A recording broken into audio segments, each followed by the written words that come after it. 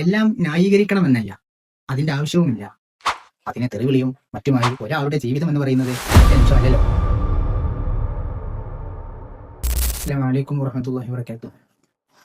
കേരളത്തിൽ ഇന്നത്തെ അവസ്ഥ എല്ലാം പെട്ടെന്ന് വിധിക്കുന്നതാണ്.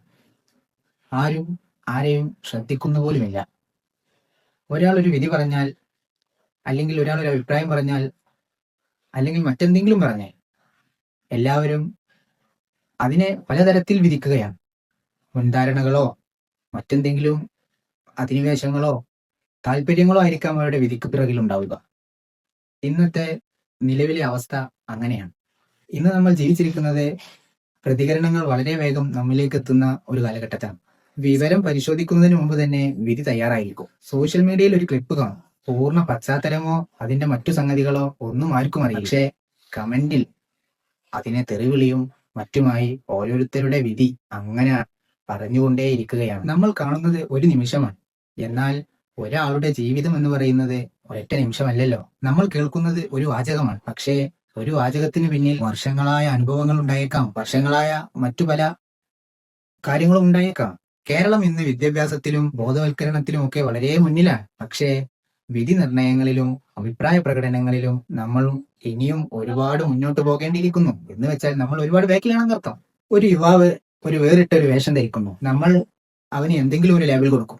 ഒരു സ്ത്രീ ഉറക്കെ സംസാരിക്കുന്നു, അതിനും നമ്മൾ എന്തെങ്കിലുമൊക്കെ ഒരു ലേബൽ കൊടുക്കും. നമ്മൾ അതിൽ വിധി പറയും. ഒരു മനുഷ്യൻ മിണ്ടാതിരിക്കുന്നു, നമ്മൾ പറയും അഹങ്കാരമാണെന്ന്. പക്ഷേ നമ്മൾ ആരെങ്കിലും അവനോടോ അവളോടോ ചോദിച്ചിട്ടുണ്ടോ അവൻ എന്താണ് അനുഭവിക്കുന്നതെന്ന്, അവൻ എന്താണ് നേരിട്ട് കൊണ്ടിരിക്കുന്നതെന്ന്? യഥാർത്ഥത്തിൽ ഒരു സമൂഹത്തിന്റെ മനുഷ്യത്വം അറിയാൻ ആ സമൂഹത്തിന്റെ ഇടയിൽ ജീവിക്കൊന്നും വേണ്ട. എന്ത് വേണമെന്ന് വെച്ചാൽ അവരുടെ വിധികളിലേക്ക് നോക്കിയാൽ മതി. നമുക്കെല്ലാവർക്കും അഭിപ്രായങ്ങളുണ്ടാവും. കേരളം ചിന്തിക്കുന്ന സമൂഹമാണ്. അതുകൊണ്ട് തന്നെ നമുക്ക് കഴിയണം കാണുന്നതിൽ നിന്ന് അപ്പുറത്തേക്ക് വഴി നടക്കാൻ, കാണുന്നതിൽ നിന്ന് അപ്പുറം കാണാൻ. എല്ലാം ന്യായീകരിക്കണമെന്നല്ല, അതിന്റെ ആവശ്യവുമില്ല. എന്നാൽ വിധികളിൽ അല്പം കൂടി നീതി കണ്ടെത്തണം എന്നതാണ് പറയുന്നത്. കാരണം പുറമേ കാണുന്നത് വളരെ എളുപ്പമാണ്, പക്ഷേ മനുഷ്യനെ മനസ്സിലാക്കുന്നതിന് വളരെയധികം ആഴം വേണമെന്നർത്ഥം.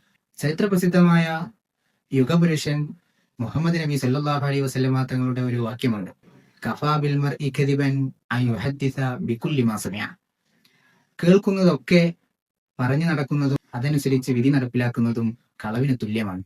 എല്ലാവർക്കും നന്ദി. മാ വറാഅ ളാഹിർ, ദൃശ്യങ്ങൾക്കും അപ്പുറമെന്ന ഈ പരിപാടിയിലേക്ക് സ്വാഗതം. അസ്സലാമു അലൈക്കും വറഹ്മത്തുള്ളാഹി വബറകാതുഹു.